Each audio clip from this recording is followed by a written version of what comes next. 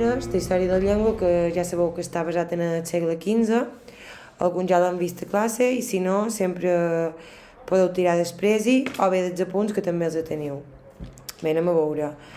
El segle XV és bastant ràpid d'entendre, és un tema molt curtet, simplement és per donar pas a lo que seran els segles de decadència, que sí que són bastant importants pel que fa en el tema del procés d'institució lingüística, no?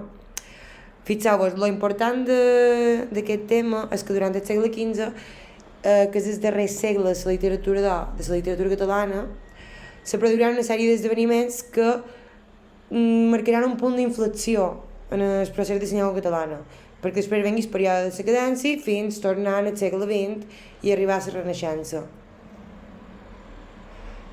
Per tant, s'ha de començar partint de la mort de Martí l'Humà, 1410, que, com ja havíem explicat, mor sense descendència i, per tant, se comencen a disputar la corona. I això és el final de la dinastia catalana, per la qual cosa s'entronitzen els Tres Tàmara i en Ferran d'Antequera és escollit com a successor en el compromís del cas just 2 anys després. Jo aquí us deixo una imatge de l'arribada d'en Ferran d'Antequera a la corona i aquesta corona, evidentment, de Castella en Aragó farà que la cort primer se centralitzi i això tindrà conseqüències lingüístiques? Òbviament sí, perquè quan el poder se centralitza cap a Espanya, el català deixa de ser una llengua de prestigi i, per tant, una llengua poc utilitzada, com ja havíem dit. D'aquesta manera s'afableix la llengua catalana, igual que les classes socials, i per tant ara la llengua de prestigi, la llengua de la noblesa, passa a ser castellà. Bueno, aquí us he deixat una imatge de la sèrie Isabel, m'ha paregut graciosa per vos els reis catòlics, i això seria bàsicament la contextualització històrica d'aquest segle XV respecte a la llengua. Aquí us deixo la imatge una altra vegada. I bé, que en el segle XV no hi va haver canvis estranys en la llengua? No.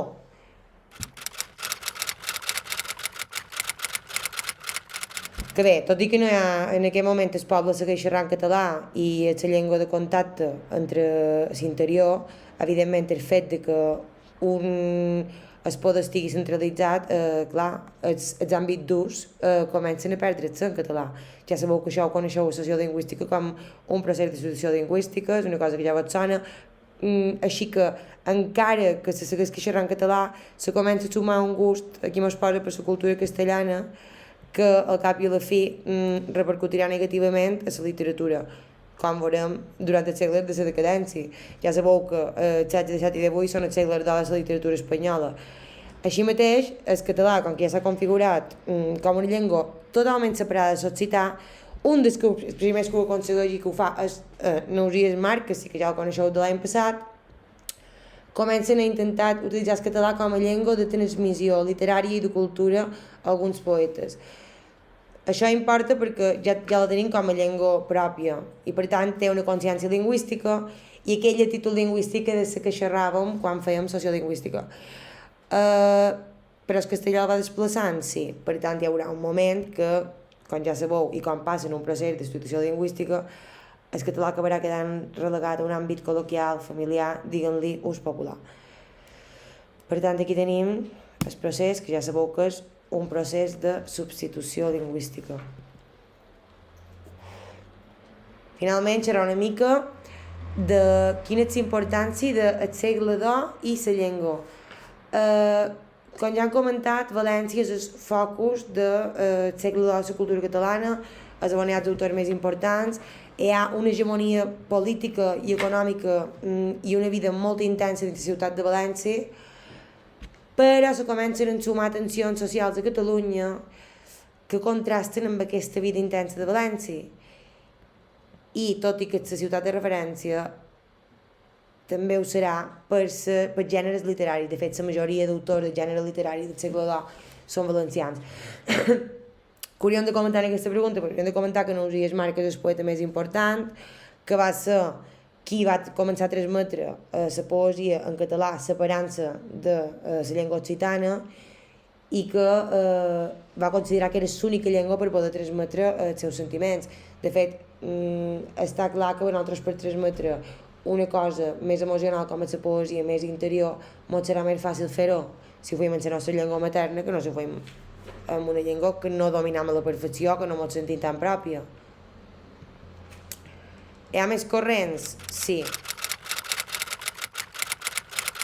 Els gèneres, com heu vist, la poesia és de lo més important que tenim al segle XV i, fixeu-vos, novel·la, valenciana prosa, corrent satíric valencià i tractats lingüístics.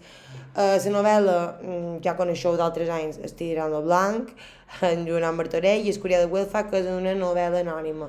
Són les novel·les de cavalleresques, són novel·les cavalleresques que estan representant al segle XV, la narrativa meravellosa del XV, la valenciana prosa on destaquen Roís de Corella. Jo vos he deixat un llibre que és Tragèdia de Caldesa, que se basa en mites i diu que és solemne, artificiosa i clàssica.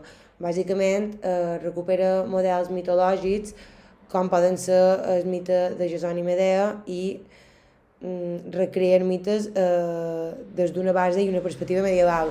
En Jaume Roig a l'Espia el llibre de les dones, que és un vestigi, una sàtira contra les dones, precisament, i els tractats lingüístics que eren era el primer que van tenir en normativització lingüística, diríem, en aquell moment, o sigui, defensant el bon ús de l'idioma, una apologia de defensa de la llengua catalana, que després se recuperaran en el XIX, i aquí vos deixo 4 imatges que m'han paregut gracioses, d'en Roís de Corella, d'en Jaume Roig, d'en Joanot Martorell, i una imatge que està basada en el llibre de Curià de Güelfa. I amb això acabaríem el tema del segle XV, que ja veus és curtet, i només és anomenar. Simplement la pregunta que se vos pot plantejar és la llengua catalana durant el segle XV. Seria explicar aquest context històric, els gèneres una mica anomenar-los i sobretot saber quins autors tenen rellevància, d'acord?